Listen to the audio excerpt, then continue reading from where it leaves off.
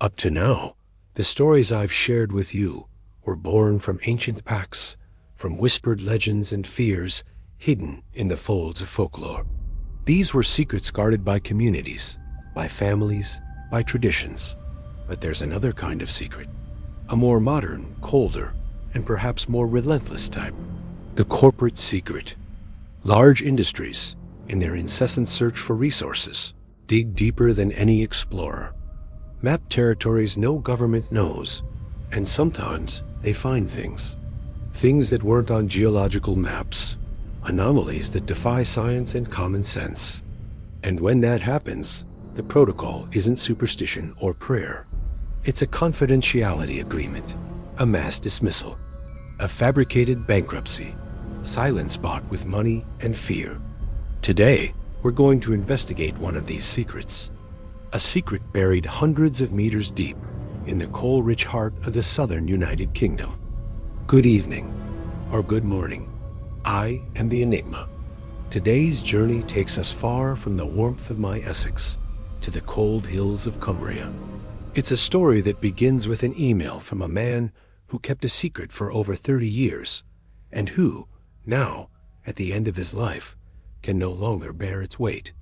It's the story of a town that was built and then abandoned by a single company, of a mine that was its pulsating heart, and of a coal seam that, when wounded, bled. Prepare to descend with me to a place where human greed met something that should never have been disturbed. And before we switch on our headlamps, if you also believe that the greatest mysteries can be hidden beneath the surface of our progress, leave your like to help me illuminate these dark tunnels. And if you're new to our expedition, subscribe to the Enigma channel and hit the bell. Every new team member makes our search for the truth stronger and safer. Let's begin the excavation. The story began with a message that carried the weight of a lifetime. The sender, Arthur, 72, went straight to the point, with the honesty of someone who knows they have little time left. I'll read it to you. Dear the Enigma, I watch your channel, and I see that you're not afraid to believe in the impossible. That's why I'm writing. My name is Arthur. I was a miner for 40 years at the Blackwood Coal Company, in the town of Coldbrook, here in Cumbria. Today the town is almost a ghost town. But in my time, BCC was everything. It provided housing, food, school. We were born, lived, and died for the company. In 1988, I was a shift foreman at Mine 7, the deepest in the region. We were opening a new gallery about 400 meters deep. That's when we found it. A coal seam like we'd never seen. It was a deep, almost polished black, and it shone even in the dim light of our headlamps. We thought we'd hit the jackpot. But the coal was ... wrong. First, the heat. It radiated a gentle warmth, as if there was a brazier inside it. And when we touched it, the texture wasn't rock. It was smooth, almost organic. And the worst came when my colleague, Ben, took the first pickaxe swing. The coal didn't break. It ... cracked. And from the crack, a liquid began to seep out.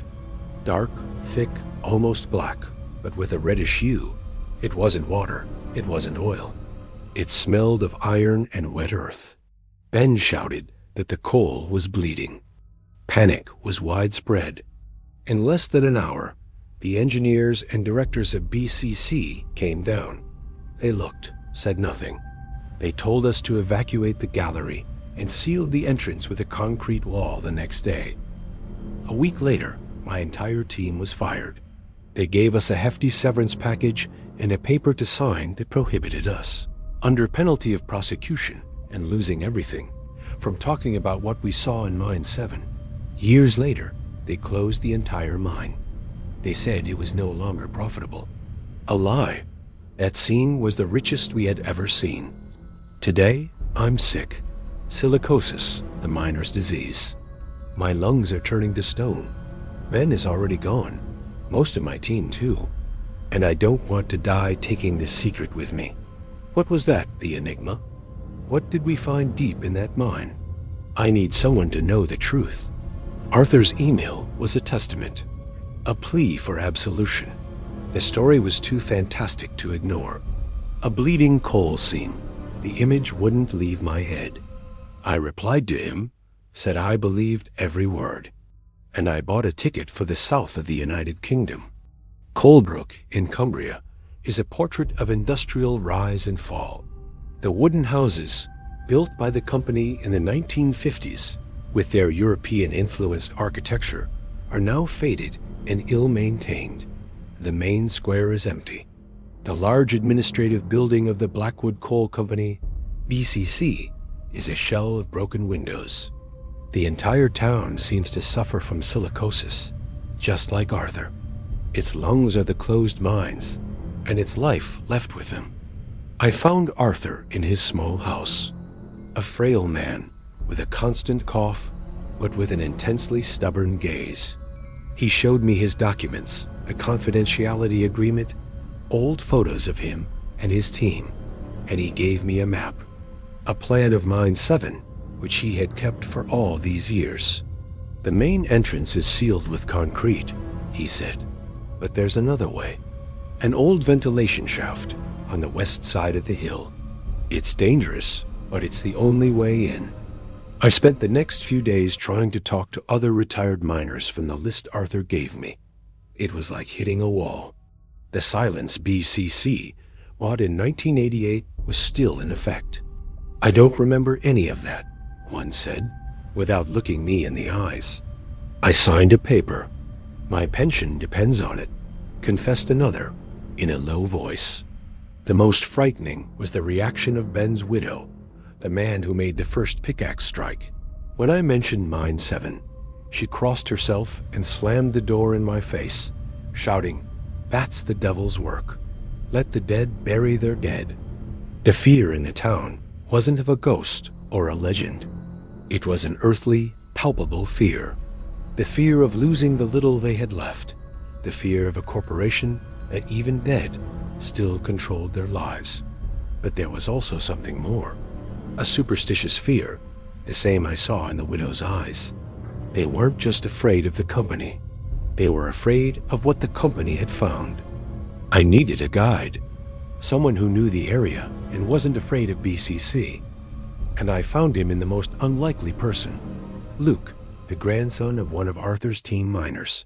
A young man in his 20s, full of anger and resentment. He didn't believe the story of the bleeding coal, but he hated the company for what it did to his family and his town. My grandfather died coughing black dust and talking about nightmares he had in the mine, he told me. If there's any dirty truth hidden down there, I want to help unearth it. His motivation was revenge.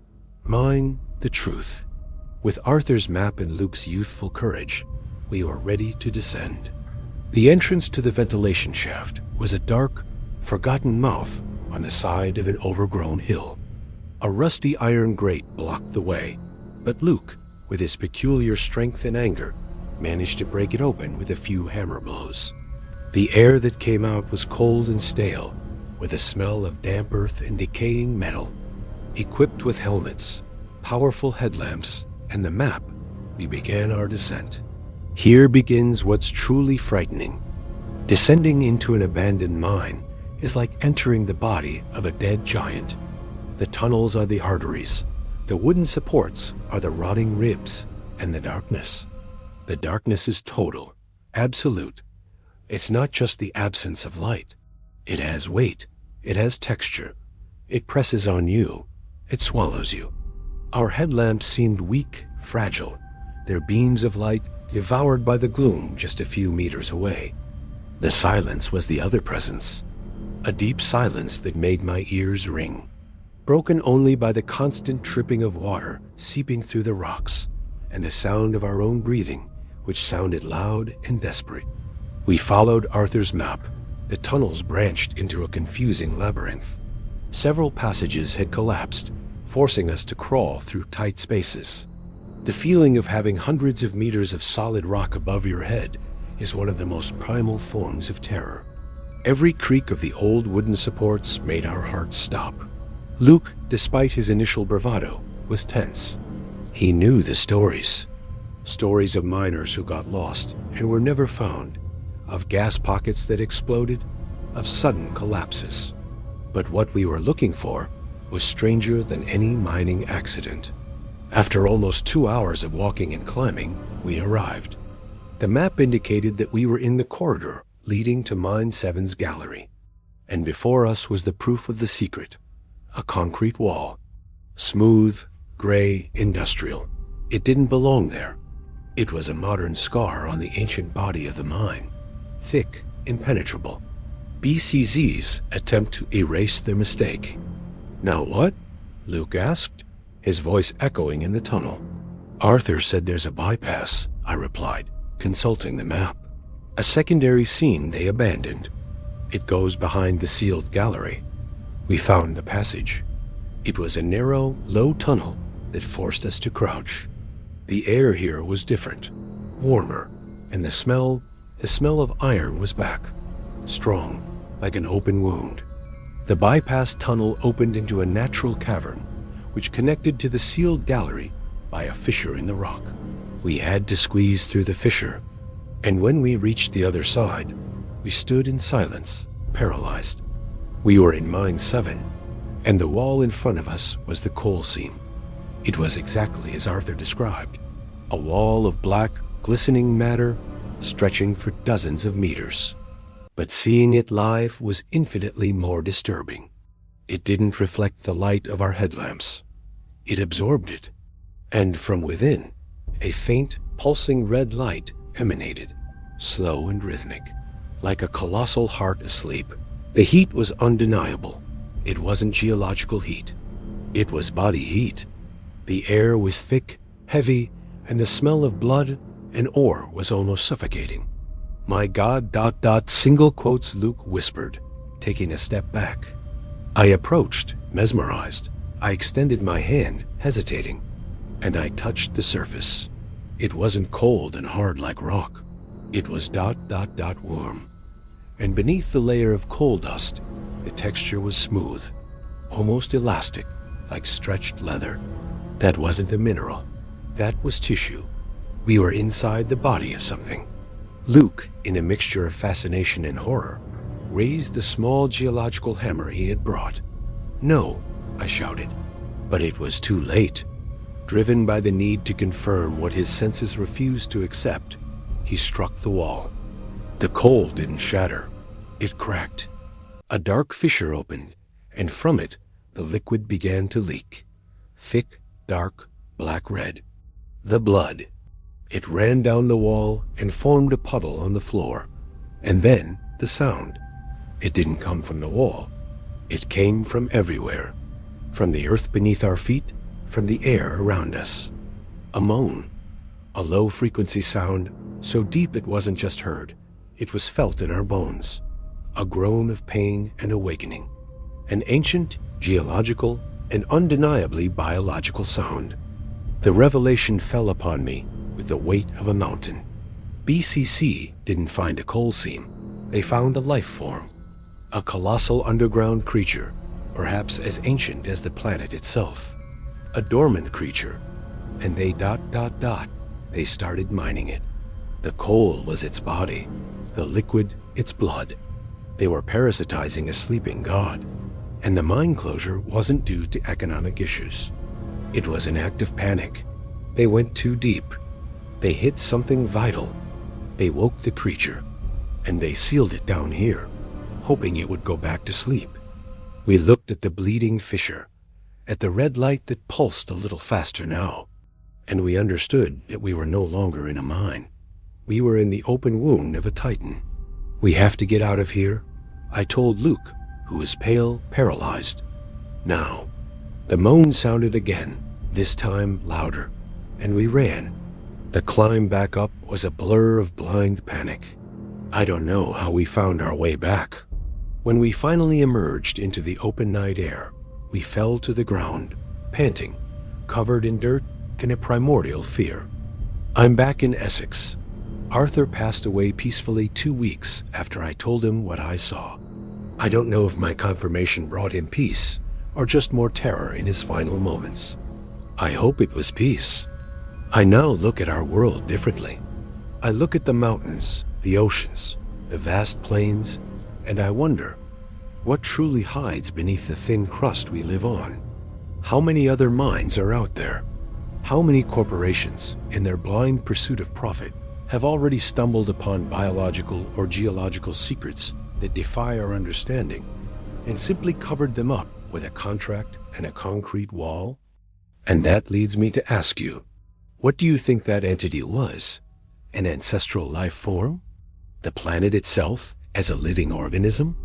Is our civilization, with its machines and industry, just a bunch of mosquitoes biting the skin of a sleeping giant?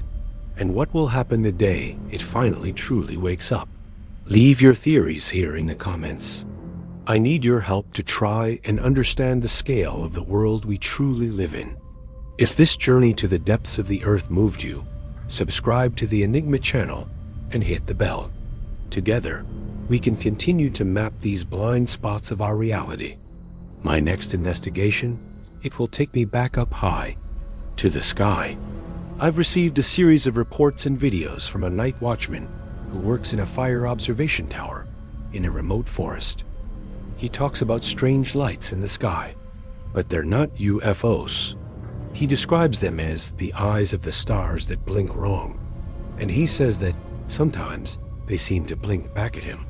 Thanks for digging with me. And remember, next time you see a major engineering project, ask yourself what they really found when they were digging the hole. Until next time.